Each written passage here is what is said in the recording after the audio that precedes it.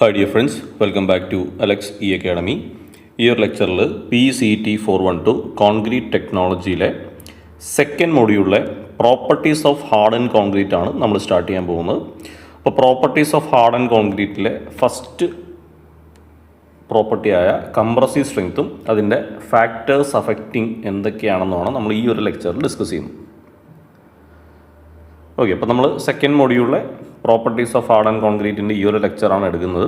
അപ്പോൾ അതിൽ തന്നെ നമ്മൾ ഈ ഒരു കംപ്രസീവ് സ്ട്രെങ്ത് ആണ് ഈ ഒരു വീഡിയോയിൽ ഡിസ്കസ് ചെയ്യുന്നത്. അതേപോലെ effect of water cement ratio on properties of concrete, അതായത് സ്ട്രെങ്ത് ഓഫ് കോൺക്രീറ്റിൽ വാട്ടർ സിമെൻറ്റ് റേഷ്യോൻ്റെ അഫക്റ്റ് ആണ് സിലബസിൽ മെയിനായിട്ട് പറയുന്നത്. എങ്കിലും നമ്മൾ അതിനകത്ത് ഫാക്ടേഴ്സ് അഫക്റ്റിംഗ് ആയിട്ടുള്ള 2-3 കാര്യങ്ങൾ ഡിസ്കസ് ചെയ്യുന്നുണ്ട്. അപ്പോൾ ഈ വീഡിയോയിൽ നമ്മൾ ഡിസ്കസ് ചെയ്യുന്നത് കംപ്രസീവ് സ്ട്രെങ്ത്തും, ഇനി കംപ്രസീവ് സ്ട്രെങ്ത് അല്ലെങ്കിൽ കോൺക്രീറ്റിൻ്റെ സ്ട്രെങ്ത്തിനെ അല്ലെങ്കിൽ ഹാർഡ് ആൻഡ് പ്രോപ്പർട്ടീസിനെ അഫക്റ്റ് ചെയ്യുന്ന മെയിനായിട്ടുള്ള ഫാക്ടേഴ്സ് ഏതൊക്കെയാണെന്നാണ് നോക്കുന്നത്. ഓക്കെ, അടുത്ത വീഡിയോയിലായിരിക്കും നമ്മൾ modulus of elasticity, splitting tensile strength, flexural strength, ഈ 3 പ്രോപ്പർട്ടീസും ഡിസ്കസ് ചെയ്യുന്നു. ഓക്കെ, അപ്പോൾ ഫ്രഷ് കോൺക്രീറ്റിൻ്റെ പ്രോപ്പർട്ടീനെയാണ് നമ്മൾ വർക്കബിലിറ്റി എന്ന് പറയുന്നത്. വർക്കബിലിറ്റിയുടെ ടെസ്റ്റാണ് സ്ലം ടെസ്റ്റും compaction factor test, VB test. അതുപോലെ ഹാർഡ് ആൻഡ് കോൺക്രീറ്റിൻ്റെ പ്രോപ്പർട്ടീസാണ് modulus of elasticity, compressive strength, splitting tensile strength, flexural strength. ഇതൊക്കെ നിങ്ങൾക്ക് അടുത്ത സെമ്മിൽ പഠിക്കാനുള്ള ലബോറട്ടറി എക്സ്പീരിമെൻറ്റ്സ് ആണ്. ഇനി കോൺക്രീറ്റിൻ്റെ തന്നെ നോൺ ഡിസ്ട്രക്റ്റീവ് ടെസ്റ്റിംഗ്, അത് 3ാമത്തെ കാറ്റഗറിയാണ്. അതിൽ വരുന്നതാണ് surface harden test, ultrasonic pulse velocity method, pull out test, പിന്നെ റീഇൻഫോഴ്സ്മെൻറ്റ്, മെഷറിംഗ് റീഇൻഫോഴ്സ്മെൻറ്റ് കവർ എന്ന് പറയുന്ന പ്രോപ്പർട്ടീസ്. ഓക്കെ, അപ്പോൾ അതൊക്കെ നമുക്ക് പിന്നീട് നോക്കാം. ഈ വീഡിയോയിൽ നമ്മൾ properties of hardened concrete ആണ് സ്റ്റാർട്ട് ചെയ്യുന്നത്. Strength. It is the ability to resist stress without failure. Compressive strength of concrete is the most important property of hard and concrete. The other strength measures such as tensile, shear strength can be estimated from the compressive strength with reasonable accuracy.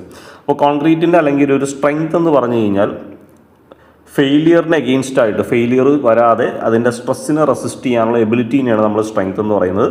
അതിൽ തന്നെ compressive strength ആണ് ഏറ്റവും important ആയിട്ടുള്ള കോൺക്രീറ്റിൻ്റെ property, അല്ലെങ്കിൽ hard and കോൺക്രീറ്റിൽ ഏറ്റവും important ആയിട്ടുള്ള primary factor compressive strength ആണ്. ഇനി കംപ്രസീവ് സ്ട്രെങ്ത് കൂടാതെ ടെൻസൈൽ സ്ട്രെങ്ത് ഉണ്ട്, ഷിയർ സ്ട്രെങ്ത് ഉണ്ട്. ഇതിനൊക്കെ നമുക്ക് കംപ്രസീവ് സ്ട്രെങ്ത്തിൻ്റെ ഒരു റീസണബിൾ അക്യുറസി വെച്ചിട്ട് നമുക്ക് ഈ 2 ടെൻസൈൽ സ്ട്രെങ്ത്തും ഷിയർ സ്ട്രെങ്ത് പാരാമീറ്ററൊക്കെ നമുക്ക് അസ്യൂം ചെയ്യാൻ പറ്റും, അല്ലെങ്കിൽ റീകാൽക്കുലേറ്റ് ചെയ്യാൻ പറ്റും. അതുകൊണ്ടാണ് കംപ്രസീവ് സ്ട്രെങ്ത് അത്രയും ഇമ്പോർട്ടൻ്റ് ആണെന്ന് പറയുന്നത്. Many other hard and concrete properties such as flexural strength, modulus of elasticity, permeability, fire resistance, fatigue resistance, wear and resistance can also be estimated from the compressive strength with the help of empirical expressions developed by different researchers. അപ്പോൾ പല റിസർച്ചേഴ്സും ഈ compressive strength, കോൺക്രീറ്റിൻ്റെ compressive strength അറിയാമെങ്കിൽ ആ ഒരു parameter വെച്ചിട്ട് കോൺക്രീറ്റിൻ്റെ തന്നെ flexural strength, modulus of elasticity, permeability, fire resistance മുതലായ വാല്യൂസ് കണ്ടുപിടിക്കുന്ന എംപിരിക്കൽ ഫോർമുലാസ് ഡെവലപ്പ് ചെയ്തിട്ടുണ്ട്. അപ്പോൾ കംപ്രസീവ് സ്ട്രെങ്ത് ആണ് അതിൻ്റെ ഇമ്പോർട്ടൻ്റ് ആയിട്ടുള്ള parameter. Therefore, compressive strength is the most widely tested property of hard and concrete. The compressive strength of concrete is measured by testing cubes or cylinders using compression testing machine. അപ്പോൾ compressive strength കണ്ടുപിടിക്കാനായിട്ട് കോൺക്രീറ്റിൻ്റെ cube cast ചെയ്യും, അല്ലെങ്കിൽ കോൺക്രീറ്റിൻ്റെ cylinder cast ചെയ്യും. അതിനെ CTM, compression testing മെഷീനിൽ വെച്ച് test ചെയ്യുമ്പോഴാണ് നമുക്ക് ഈ കംപ്രസീവ് സ്ട്രെങ്ത് കണ്ടുപിടിക്കാൻ പറ്റുന്നത്. The specimens are loaded till crushing of concrete is observed and the specimen can no longer take any additional strength. അപ്പോൾ ഈ പറയുന്ന ക്യൂബ് സ്പെസിമെനോ അല്ലെങ്കിൽ സിലിണ്ടറിക്കൽ സ്പെസിമെനോ കംപ്രഷൻ ടെസ്റ്റിംഗ് മെഷീനിൽ വെച്ചിട്ട് നമ്മൾ ലോഡ് ചെയ്തിട്ട് അത് ലോഡ് പോയി അത് ഫുള്ളായിട്ട് ക്രാക്ക് ചെയ്ത് ആ ഒരു സ്പെസിമെന് ഇനി അഡീഷണൽ ലോഡൊന്നും എടുക്കാൻ പറ്റാത്തൊരു സ്റ്റേജ് വരുമ്പോൾ ആ പോയിന്റിലെ ലോഡ് നമ്മൾ നോട്ട് ചെയ്യും. അതിനെയാണ് നമ്മൾ ക്രഷിംഗ് ലോഡ് എന്ന് പറയുന്നത്. The crushing load is divided by the cross-sectional area to obtain the compressive strength of specimen. അപ്പോൾ ഈ രീതിയിൽ നമുക്ക് CTM മെഷീനിൽ നിന്ന് കിട്ടുന്ന ക്രഷിംഗ് ലോഡ് നോട്ട് ചെയ്യും. അത് ഡിവൈഡഡ് ബൈ അത് ലോഡ് ചെയ്ത ക്രോസ് സെക്ഷണൽ ഏരിയ. ഇപ്പോൾ ഒരു ക്യൂബാണ് നമ്മൾ ടെസ്റ്റ് ചെയ്യുന്നതെങ്കിൽ ആ ക്യൂബിൻ്റെ സർഫസ് ലെങ്ത് ബ്രെഡ്ത്ത് മൾട്ടിപ്ലൈ ചെയ്താൽ അതിൻ്റെ ക്രോസ് സെക്ഷണൽ ഏരിയ കിട്ടും. അപ്പോൾ load divide by cross sectional area ചെയ്യുമ്പോൾ നമുക്ക് കംപ്രസീവ് സ്ട്രെസ് അല്ലെങ്കിൽ സ്ട്രെങ്ത് കിട്ടും. In India we use cubes with side measures 150 mm. നമ്മൾ ഇന്ത്യയിൽ കോമൺ ആയിട്ട് ക്യൂബ്സ് ആണ് യൂസ് ചെയ്യുന്നത്. ഈ കാണുന്ന ഒരു ക്യൂബാണ്, കോൺക്രീറ്റ് ക്യൂബാണ്. ആ ക്യൂബിൻ്റെ സൈസ് 150 mm ആയിരിക്കും. ഈ ക്യൂബിന് നമ്മൾ 3 day, 7 day, 28 ടെസ്റ്റുകൾ നടത്താറുണ്ട്. സ്റ്റാൻഡേർഡായിട്ട് നമുക്ക് 28 ഡേ കംപ്രസീവ് സ്ട്രെങ്ത് ആണ് അവൈലബിൾ ആയിട്ടുള്ളത്. ഓക്കെ, ഈ രീതിയിലാണ് അതിൻ്റെ പിക്ചോറിയൽ റെപ്രസെൻറ്റേഷൻ വരുന്നത്. കംപ്രഷൻ ടെസ്റ്റിംഗ് മെഷീൻ എന്ന് പറഞ്ഞാൽ അത് ഈ ഒരു സെറ്റപ്പിലാണ് വരുന്നത്. അതിന് 2 സപ്പോർട്ടിംഗ് ആംസ് ഉണ്ടാവും. ഇതാണ് നമ്മൾ സ്പെസിമെൻ വെക്കുന്ന ഒരു ബേസ് പ്ലേറ്റ്. ഈ ഒരു പ്ലേറ്റിലാണ് നമ്മൾ ലോഡ് അപ്ലൈ ചെയ്യുന്നത്. ലോഡ് അപ്ലൈ ചെയ്യുമ്പോൾ ആ ലോഡിൻ്റെ റീഡിങ് കാണിക്കാൻ വേണ്ടിയിട്ട് ഒരു ഡയൽ ഗേജ് ഇതുപോലെ ഉണ്ടാവും. അപ്പോൾ നമ്മൾ ഈ സ്പെസിമെൻ വെച്ച് ടൈറ്റ് ചെയ്തതിന് ശേഷം സ്വിച്ച് ഓൺ ആക്കുമ്പോൾ ഈ ഒരു ഡയൽ ഗേജിൽ റീഡിങ് ഇങ്ങനെ മൂവ് ആകാൻ തുടങ്ങും. എപ്പോഴാണ് ഈ കോൺക്രീറ്റിൻ്റെ അകത്ത് ക്രാക്സ് വീണ് അത് ഫുൾ ഫെയിലിയർ ആകുന്നത്, ആ സമയത്ത് ഈ നീഡിൽ സ്റ്റോപ്പ് ആവും. ആ സ്റ്റോപ്പ് ആവുന്ന സമയത്തുള്ള റീഡിങ്ങിനെയാണ് നമ്മൾ അൾട്ടിമേറ്റ് സ്ട്രെങ്ത് അല്ലെങ്കിൽ ക്രഷിംഗ് ലോഡ് എന്ന് പറയുന്നത്. അതിൽ നിന്ന് കംപ്രസീവ് സ്ട്രെങ്ത് കണ്ടുപിടിക്കാനായിട്ട് ചെയ്യേണ്ടത് load divided by area. Load divide by ഏത് ഏരിയ, ഏത് സർഫസ് ആണോ ലോഡ് ചെയ്തത് അതിൻ്റെ ഏരിയ. ഓക്കെ, ഇനി നമ്മൾ ഓൾറെഡി പറഞ്ഞു നമ്മൾ ക്യൂബും സ്പെസിമെനായിട്ട് കാസ്റ്റ് ചെയ്യാറുണ്ട്, കോൺക്രീറ്റിൻ്റെ സിലിണ്ടറും നമ്മൾ സ്പെസിമെനായിട്ട് കാസ്റ്റ് ചെയ്യാറുണ്ട്. ഇപ്പോൾ ക്യൂബ് ആണെങ്കിൽ നമ്മൾ ഈ രീതിയിലായിരിക്കും വെക്കുന്നത്. ക്യൂബ് ആയതുകൊണ്ട് ഏത് സൈഡിൽ വെച്ചാലും ഒരേപോലെയാണ്, അതിൻ്റെ ഡയമെൻഷൻ സെയിം ആണ്. സിലിണ്ടർ ആണെങ്കിൽ നമ്മളത് വെർട്ടിക്കലി ആയിരിക്കും പ്ലേസ് ചെയ്യുന്നത്. ഒരിക്കലും സിലിണ്ടർ നമുക്ക് ഹൊറിസോണ്ടലി പ്ലേസ് ചെയ്യാൻ പറ്റില്ല. കംപ്രസീവ് സ്ട്രെങ്ത് ടെസ്റ്റ് ചെയ്യാൻ വേണ്ടി സിലിണ്ടർ നമ്മൾ വെർട്ടിക്കലി ആയിരിക്കും പ്ലേസ് ചെയ്യുന്നത്. Okay, cube strength versus cylinder strength. Cube സ്ട്രെങ്ത്തും സിലിണ്ടർ സ്ട്രെങ്ത്തും തമ്മിലുള്ള വ്യത്യാസം എന്താണെന്ന് നോക്കാം. The concrete cube test generally give higher compressive strength than cylinder test for same mix. ഒരു സെയിം കോൺക്രീറ്റ് മിക്സ് എടുത്താൽ കോൺക്രീറ്റിൻ്റെ ക്യൂബ് സ്ട്രെങ്ത് എന്ന് പറഞ്ഞാൽ സിലിണ്ടർ സ്ട്രെങ്ത്തിനേക്കാളും ഹയർ വാല്യൂ ആയിരിക്കും തരുന്നത്. അതായത് ഒരു സെയിം സ്പെസിമെനിൽ തന്നെ ഒരു സെയിം കോൺക്രീറ്റ് മിക്സിൽ നമ്മൾ ക്യൂബും കാസ്റ്റ് ചെയ്തു, സിലിണ്ടറും കാസ്റ്റ് ചെയ്തു, രണ്ടും നമ്മൾ ടെസ്റ്റ് ചെയ്ത് കഴിഞ്ഞാൽ ക്യൂബിനായിരിക്കും ഹയർ വാല്യൂ കിട്ടുന്നത്. It is mainly due to the specimen shape and end restrained effect. So design code specifically differentiate characteristics value for each other. ഇങ്ങനെ വരാനുള്ള കാരണം ആ സ്പെസിമെൻ്റെ ഷേപ്പിൻ്റെ വ്യത്യാസമാണ്. കാരണം ഒന്ന് ക്യൂബ് ഒന്ന് സിലിണ്ടറാണ്. അപ്പോൾ ആ പാരാമീറ്റേഴ്സ് മാറുന്നതനുസരിച്ച് അതിൻ്റെ റിസൾട്ടും മാറും. അപ്പോൾ അതുകൊണ്ട് തന്നെ നമ്മുടെ IS code, Indian standard code, ഈ 2 ക്യൂബ് സ്ട്രെങ്ത്തിനും സിലിണ്ടർ സ്ട്രെങ്ത്തിനും ഡിഫറെൻറ്റ് ക്യാരക്ടറിസ്റ്റിക്സ് വാല്യൂ ആണ് അസൈൻ ചെയ്തേക്കുന്നത്. ഇനി ക്യൂബ് സ്ട്രെങ്ത്തിന് എടുക്കുന്ന സ്പെസിമെൻ എന്തൊക്കെയാണെന്ന് നോക്കാം. ക്യൂബ് സ്ട്രെങ്ത്തിന് നമ്മൾ സ്റ്റാൻഡേർഡായിട്ട് എടുക്കുന്ന ക്യൂബിൻ്റെ size 150 mm by 150 mm by 150 mm, അതായത് 150 mm സൈസിലുള്ള ഒരു ക്യൂബാണ് എടുക്കുന്നത്. The reported maximum compressive strength at failure for a given mix is typically 15 to 20% higher than cylinder strength. Cylinder test ചെയ്യുമ്പോൾ കിട്ടുന്നതിനേക്കാളും 15 to 20% ഹയർ വാല്യൂ ആയിരിക്കും ഒരു cube test ചെയ്യുമ്പോൾ നമുക്ക് കിട്ടുന്നത്. ഇനി സിലിണ്ടറിലേക്ക് വന്നാൽ സ്റ്റാൻഡേർഡ് ആയിട്ടൊരു സിലിണ്ടർ എന്ന് വെച്ചാൽ സിലിണ്ടറിൻ്റെ ഡയമീറ്റർ 150 mm, സിലിണ്ടറിൻ്റെ ഹൈറ്റ് 300 mm ആണ്. ഓക്കെ, ഇനി നോർമലി അപ്പോൾ ഈ ഒരു റേഷ്യോ നിങ്ങൾക്ക് നോക്കിയാൽ അറിയാം. സിലിണ്ടറിൻ്റെ ഹൈറ്റ് ടു ഡയമീറ്റർ റേഷ്യോ എന്ന് പറഞ്ഞാൽ 2:1 ആണ്. കാരണം ഹൈറ്റ് ഡബിളാണ്, ഡയമീറ്റർ നേരെ പകുതിയാണ്. അപ്പോൾ 2:1 റേഷ്യോ വരുന്നതുകൊണ്ട് തന്നെ നമ്മൾ ഇത് ലോഡ് ചെയ്യുമ്പോഴത്തേക്കും കൺഫൈൻമെൻറ്റ് ലെസ് ആയിരിക്കും. അതായത് അതിനകത്ത് ബൾക്കിംഗ് ഒക്കെ ഉണ്ടായി പെട്ടെന്ന് പൊട്ടാനുള്ള ചാൻസ് ഉണ്ട്. അതുകൊണ്ട് തന്നെ സിലിണ്ടർ സ്ട്രെങ്ത് കമ്പാരിറ്റീവ്ലി കുറവായിരിക്കും.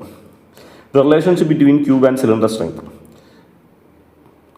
Cylinder strength is approximately 0.8 times cube strength, or cube strength is approximately 1.2 times cylinder strength. ഈ 2 റിലേഷനും നമുക്ക് യൂസ് ചെയ്യാം. Reason for higher cube strength. എന്തുകൊണ്ടാണ് ക്യൂബ് ടെസ്റ്റ് ചെയ്യുമ്പോൾ നമുക്ക് കൂടുതൽ സ്ട്രെങ്ത് കിട്ടുന്നത്? ഒന്നാമത്തെ റീസൺ കൺഫൈൻമെൻറ്റ് എഫക്റ്റ് അല്ലെങ്കിൽ ഫ്രിക്ഷൻ്റെ എഫക്റ്റാണ്. ഇപ്പോൾ ക്യൂബ് എടുത്തിട്ടുണ്ടെങ്കിൽ ലാർജർ കോണ്ടാക്ട് ഏരിയ ആണ്. അതിന് കാരണം ഇത്രേ ഉള്ളൂ. ഇപ്പോൾ നമ്മൾ ലോഡ് ചെയ്യുന്ന ഇവിടെയാണ്. ഇപ്പോൾ ക്യൂബിൻ്റെ ഈ ഒരു സൈഡ് 150 mm ഉണ്ട്. നേരെ മറിച്ച് സിലിണ്ടർ എടുത്തു കഴിഞ്ഞാൽ അവിടെ 150 mm ഡയമീറ്റർ വരുന്നുണ്ട്. പക്ഷേ ലെങ്ത് വൈസ് അതിൻ്റെ ഡയമെൻഷൻ 300 ആണ്. അപ്പോൾ ലോഡിങ് ഡയമെൻഷനെ വെച്ച് കമ്പയർ ചെയ്യുമ്പോൾ ലാറ്ററൽ ഡയമെൻഷൻ വളരെ കൂടുതലാണ്. പെട്ടെന്ന് ക്രാക്സ് വരാൻ ചാൻസ് ഉണ്ട്. ഇവിടെ എന്ന് പറഞ്ഞാൽ ഈ ഒരു 150 തന്നെയാണ് ത്രൂ ഔട്ട് പോകുന്നത്. അപ്പോൾ അതിൻ്റെ ആ ഒരു ഫ്രിക്ഷൻ കോണ്ടാക്ട് ഏരിയയൊക്കെ വളരെ കൂടുതലായിരിക്കും. അപ്പോൾ larger contact area of the cube with testing machines patterns creates more friction which restrains the concrete from expanding outwards. അപ്പോൾ ഈ രീതിയിൽ ക്യൂബ് യൂസ് ചെയ്യുമ്പോൾ കോണ്ടാക്ട് ഏരിയ കൂടുതലായതുകൊണ്ട് അതിനെ പുറത്തേക്ക് ലോഡ് കൊടുക്കുന്ന സമയത്ത് അത് പുറത്തേക്ക് ബൾജ് ചെയ്യാനോ ക്രാക്ക് ചെയ്യാനോ ഉള്ള ചാൻസ് വളരെ കുറവാണ്. The confinement adds a horizontal compressive force increase the load it can bear. അപ്പോൾ അങ്ങനെ ലോഡ് കൊടുക്കുന്നതുകൊണ്ട് തന്നെ ഇതിൻ്റെ അകത്ത് കൂടുതൽ ലോഡ് ബെയറിംഗ് കപ്പാസിറ്റി ഉണ്ടാവും. പൊട്ടുന്നതിന് മുമ്പ്, ക്രാക്ക് വരുന്നതിന് മുമ്പ് കൂടുതൽ ലോഡ് ബെയറിംഗ് കപ്പാസിറ്റി ഉണ്ടാവും. വേറെ സിലിണ്ടർ എടുത്തു കഴിഞ്ഞാൽ വിത്ത് ഹയർ ആസ്പെക്ട് റേഷ്യോ, നമ്മൾ ഓൾറെഡി പറഞ്ഞു ഹൈറ്റ് ടു ഡയമീറ്റർ റേഷ്യോ 2:1 ആണ്. അതുകൊണ്ട് തന്നെ സിലിണ്ടറിൻ്റെ ഫ്രിക്ഷൻ കുറവായിരിക്കും. And confinement at the ends, രണ്ടറ്റത്തെയും കൺഫൈൻമെൻറ്റ് വളരെ കുറവായിരിക്കും. അങ്ങനെ അത് കുറച്ച് എക്സ്പാൻഡ് ചെയ്യാൻ ചാൻസ് ഉണ്ട്. അതായത് ലോഡ് കൊടുക്കുന്ന സമയത്ത് ഇതെന്താണ്, ഫർദർ ലോഡ് വരുന്നതനുസരിച്ച് ഇത് ബൾജ് ചെയ്യും. ബൾജ് ചെയ്യുന്ന സമയത്ത് ക്രാക്ക് വരും. ക്രാക്ക് വരുമ്പോൾ തന്നെ മെഷീനിൽ കട്ട് ഓഫ് ആവും. ക്രാക്സ് വരുമ്പോൾ ഫെയിലിയർ ടെൻഡൻസി കൂടും. കാരണം കോൺക്രീറ്റ് ഇനീഷ്യൽ ക്രാക്ക് വന്നാൽ പെട്ടെന്ന് പൊട്ടിപ്പോകും. അപ്പോൾ ആ ഒരു ടെൻഡൻസി ഉള്ളതുകൊണ്ട് സിലിണ്ടർ പെട്ടെന്ന് ബൾജ് ചെയ്യാനും പെട്ടെന്ന് അതിൻ്റെ എൻഡ് ഫെയിലിയർ ആവാനും ചാൻസ് ഉണ്ട്. അടുത്തൊരു റീസൺ എന്ന് വെച്ചാൽ അതിൻ്റെ ഷേപ്പും ആസ്പെക്ട് റേഷ്യോ ആണ്. ക്യൂബിൻ്റെ ആസ്പെക്ട് റേഷ്യോ 1:1 ആണ്. കാരണം ക്യൂബിൻ്റെ ഏത് സൈഡ് എടുത്താലും അത് 150/150/1, അതായത് ആസ്പെക്ട് റേഷ്യോ 1:1 ആണ്. Cube shape and greater contact area lead to more uniform stress. അപ്പോൾ ക്യൂബിൻ്റെ ഒരേ ഷേപ്പും അതിൻ്റെ കോണ്ടാക്ട് ഏരിയ കൂടുതലായതുകൊണ്ടും ക്യൂബിൻ്റെ ഓരോ പോയിന്റിലും ആക്ട് ചെയ്യുന്നത് യൂണിഫോം സ്ട്രെസ് ഡിസ്ട്രിബ്യൂഷൻ ആയിരിക്കും. അതുകൊണ്ട് തന്നെ അതിൻ്റെ അകത്ത് ക്രാക്സ് ഇനീഷ്യലി ഫോം ചെയ്യാനുള്ള ടെൻഡൻസി കുറവായിരിക്കും, യൂണിഫോം സ്ട്രെസ് ആയതുകൊണ്ട്. സിലിണ്ടർ എടുത്തു കഴിഞ്ഞാൽ അതിൻ്റെ ആസ്പെക്ട് റേഷ്യോ 2:1 ആണ്. അതായത് ഹൈറ്റ് കൂടുതലും അതിൻ്റെ ലോഡഡ് പ്ലാറ്റ്ഫോമിൻ്റെ ഏരിയ കുറവുമാണ്. അപ്പോൾ അങ്ങനെ കൊണ്ട് തന്നെ അത് സ്ലെൻഡർ ഷേപ്പാണ്. കോളത്തിനെ നമ്മൾ സ്ലെൻഡർ കോളം എന്ന് പറയുന്നത്, ലോങ് കോളം. അതുകൊണ്ട് തന്നെ അതിൻ്റെ കൺഫൈൻമെൻറ്റ് കുറവാണ്. അപ്പോൾ പെട്ടെന്ന് ഒരു ലാറ്ററൽ സ്ട്രെയിൻ വരാൻ ചാൻസ് കൂടുതലാണ്. ലെങ്ത്ത് കൂടുതലായതുകൊണ്ട് ആ ഒരു ഡയമെൻഷനിൽ സ്ട്രെയിൻ കൂടുതൽ വരാൻ ചാൻസ് ഉണ്ട്. ക്രാക്ക് ഡെവലപ്പ് ചെയ്യും. അതിനനുസരിച്ച് പെട്ടെന്ന് ഫെയിലിയർ ആവുകയും ചെയ്യും. അപ്പോൾ ഇതൊക്കെയാണ് ട്യൂബ് സ്ട്രെങ്ത്ത് കൂടാനുള്ള കാരണം. ഇനി കംപ്രസീവ് സ്ട്രെങ്ത്തിനെ അഫക്റ്റ് ചെയ്യുന്ന ഫാക്ടേഴ്സിലേക്കാണ് പോകുന്നത്. For a given cement and acceptable aggregates the strength may be developed by workable preferably placed mixture of cement, aggregate and water, and these are influenced by the ratio of cement and mixing water, the ratio of cement to aggregate, grading, surface texture, shape, strength and stiffness of aggregate particle, maximum size of aggregate. അപ്പോൾ ഒരു compressive strength അല്ലെങ്കിൽ കോൺക്രീറ്റിൻ്റെ സ്ട്രെങ്ത്തിനെ affect ചെയ്യുന്ന parameters ആണ് നമ്മൾ പറയുന്നത്. In the above, it can be further inferred that water cement ratio primarily affect the strength, whereas the other factors indirectly affect the strength of concrete by affecting the water cement ratio. ഇത്രയും parameter എടുത്താലും ഇതിനകത്ത് മെയിനായിട്ട് വരുന്നത് water cement ratio ആണ്. അപ്പോൾ water cement ratio സ്ട്രെങ്ത്തിനെ എങ്ങനെ affect ചെയ്യുന്നു എന്നുള്ളതാണ് നമുക്ക് സിലബസിനെ സ്ട്രെസ് ചെയ്ത് പഠിക്കേണ്ടത്. അത് ഡയറക്റ്റ് ആപ്ലിക്കേഷനാണ്. അതായത് വാട്ടർ സിമെൻറ്റ് റേഷ്യോയിൽ എന്ത് ചേഞ്ച് വന്നാലും സ്ട്രെങ്ത്തിനെ ഡയറക്റ്റായിട്ട് അഫക്റ്റ് ചെയ്യും. പക്ഷേ മറ്റ് ഫാക്ടേഴ്സിനെ എന്തെങ്കിലും വീഴ്ച പറ്റിക്കഴിഞ്ഞാൽ അത് ആദ്യം വാട്ടർ സിമെൻറ്റ് റേഷ്യോനെ അഫക്റ്റ് ചെയ്ത് ഫർദർ അതിനെ സ്ട്രെങ്ത്തിനെ ബാധിക്കുന്ന രീതിയിലാണ് വരുന്നത്. ഓക്കെ, അപ്പോൾ നമുക്ക് വാട്ടർ സിമെൻറ്റ് റേഷ്യോ ഡീറ്റെയിൽ ആയിട്ട് നോക്കാം. ബാക്കി അത് ജസ്റ്റ് ഒന്ന് ഓടിച്ച് പറഞ്ഞു പോകാം. First water cement ratio. The strength of concrete primarily depends on the strength of cement paste. It has been shown in the chapter 1, അതായത് module 1, that the strength of the cement paste depends upon dilution of paste, or in other words the strength of paste increase with the cement content and decrease with air and water content. Okay, അപ്പോൾ ഒരു കോൺക്രീറ്റിൻ്റെ strength എന്ന് പറഞ്ഞാൽ cement പേസ്റ്റിൻ്റെ സ്ട്രെങ്ത്തിനെ depend ചെയ്തിരിക്കും. ഇനി module 1 നമ്മൾ സിമെൻറ്റിൻ്റെ പാരാമീറ്റേഴ്സും പ്രോപ്പർട്ടീസൊക്കെ പഠിച്ചായിരുന്നു. അപ്പോൾ cement paste ഏറ്റവും കൂടുതൽ സ്ട്രെങ്ത് ആണെന്ന് പറഞ്ഞാൽ അത് അതിൻ്റെ ഡൈല്യൂഷൻ ഡിപ്പെൻഡ് ചെയ്തിരിക്കും, എത്രത്തോളം വാട്ടർ അതിൽ ആഡ് ചെയ്തിട്ടുണ്ട്. അതായത് ഇൻഡയറക്ട്ലി നമുക്ക് പറയാം സിമെൻറ്റ് പേസ്റ്റിൻ്റെ സ്ട്രെങ്ത് എന്ന് വെച്ചാൽ അതിൻ്റെ അകത്ത് എയർ കണ്ടൻറ്റ് കൂടിക്കഴിഞ്ഞാൽ സ്ട്രെങ്ത് കുറയും, വാട്ടർ കണ്ടൻറ്റ് കൂടിയാലും സ്ട്രെങ്ത് കുറയും. ഇനി 1918 അബ്രാം സ്ലോ എന്ന് പറഞ്ഞൊരു ഇക്വേഷൻ ഫോം ചെയ്തിട്ടുണ്ട്.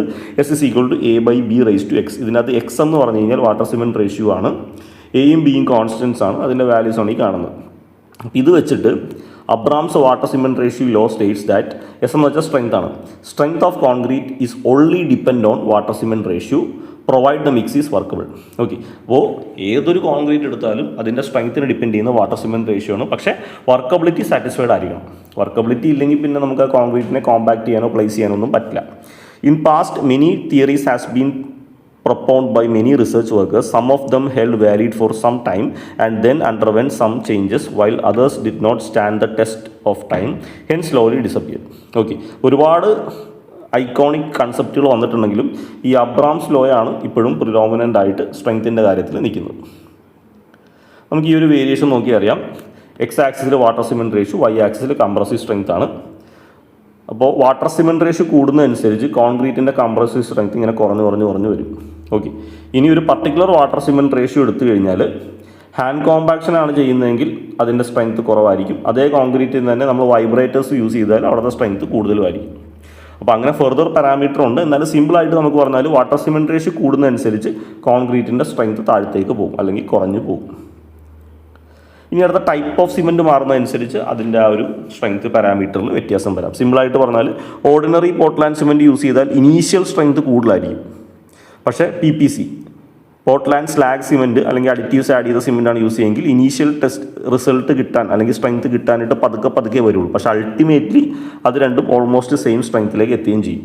ഓക്കെ, അപ്പോൾ type of cement influence the rate of strength development in concrete more than the final compressive strength. അപ്പോൾ ഫൈനൽ കംപ്രസീവ് സ്ട്രെങ്ത് മാറ്റി നിർത്തി കഴിഞ്ഞാൽ ഇനീഷ്യൽ സ്ട്രെങ്ത് ഡെവലപ്മെൻറ്റിനെ അഫക്റ്റ് ചെയ്യുന്നത് ഈ ഒരു സിമെൻറ്റ് ഫാക്ടറാണ്. അപ്പോൾ use of blended cement like Portland pozzolana cement PPC, അതിനെ പോർട്ട്ലാൻഡ് പോസ്റ്റ്ലോണ സിമെൻറ്റ് എന്ന് പറയുന്നത്, പോർട്ട്ലാൻഡ് സ്ലാഗ് സിമെൻറ്റ്, ഇതൊക്കെ സ്പെഷ്യലി ബ്ലെൻഡഡ് സിമെൻ്റ് ആണ്. അതായത് പ്യുവർ സിമെൻറ്റിന്, ഓർഡിനറി പോർട്ട്ലാൻഡ് സിമെൻറ്റിൻ്റെ അകത്ത് നമ്മൾ എന്തെങ്കിലും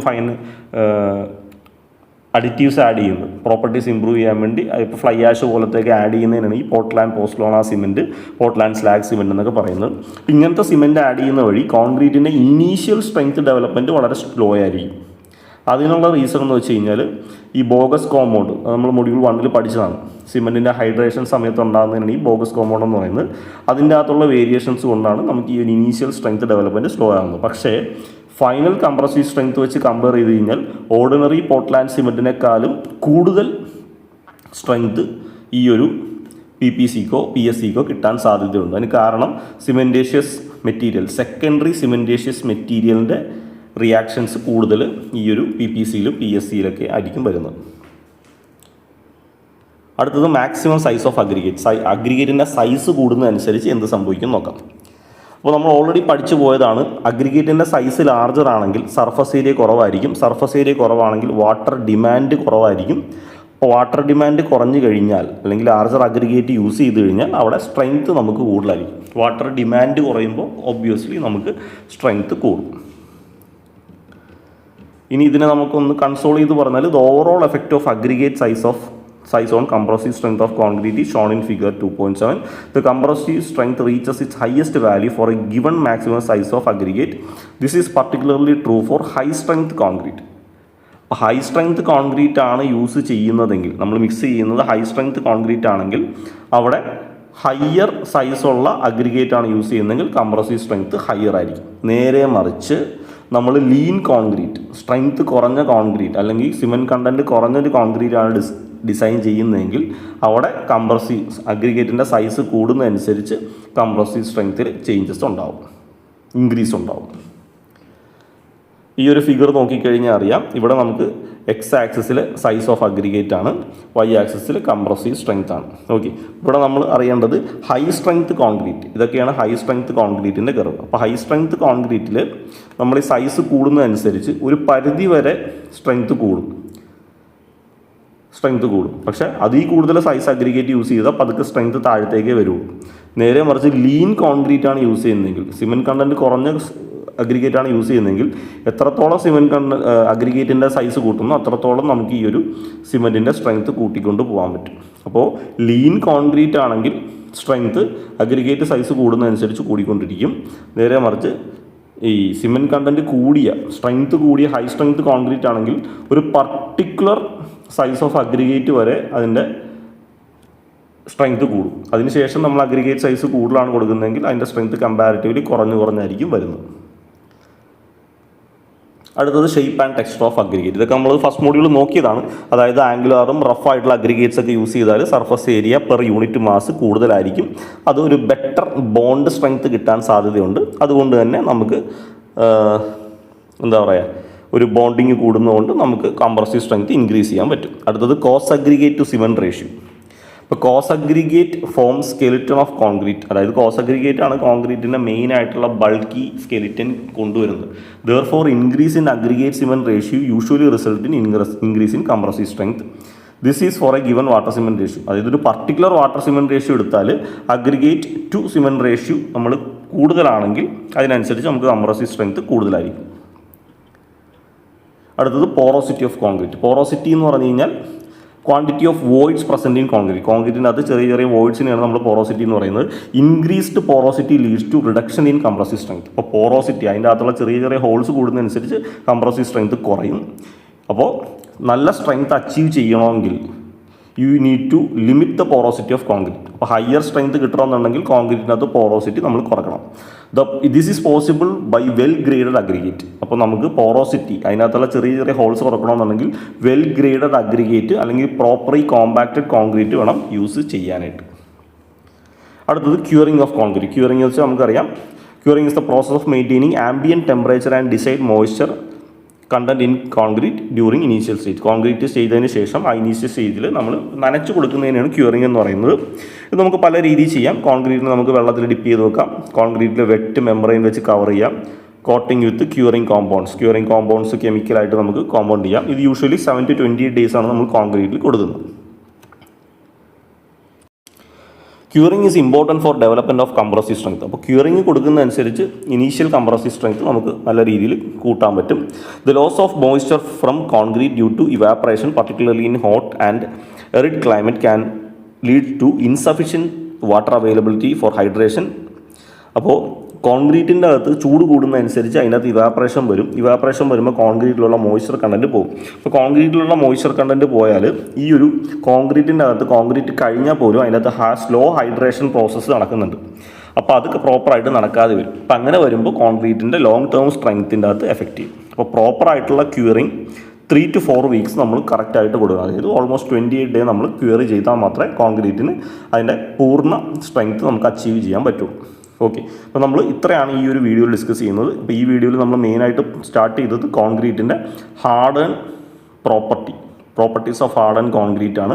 അതിൽ ഫസ്റ്റ് ടോപ്പിക് അതിൻ്റെ കംപ്രസീവ് സ്ട്രെങ്ത് ആയിരുന്നു. അപ്പോൾ കംപ്രസീവ് സ്ട്രെങ്ത് എന്താണ്, അതെങ്ങനെയാണ് ടെസ്റ്റ് ചെയ്യുന്നത്, അതിൻ്റെ സ്പെസിമെൻ എന്താണ്, അതിൻ്റെ ഇക്വേഷൻ എന്താണെന്നൊക്കെ പറഞ്ഞു. പിന്നെ 2 ടൈപ്പ്, ക്യൂബ് സ്ട്രെങ്ത്തും സിലിണ്ടർ സ്ട്രെങ്ത്തും ഉണ്ട് കംപ്രസീവ് സ്ട്രെങ്ത്തിൽ. പിന്നെ അതിനെ അഫക്റ്റ് ചെയ്യുന്ന ഫാക്ടർ, കോൺക്രീറ്റിൻ്റെ സ്ട്രെങ്ത്തിനെ അഫക്റ്റ് ചെയ്യുന്ന ഫാക്ടേഴ്സും നമ്മൾ പറഞ്ഞു.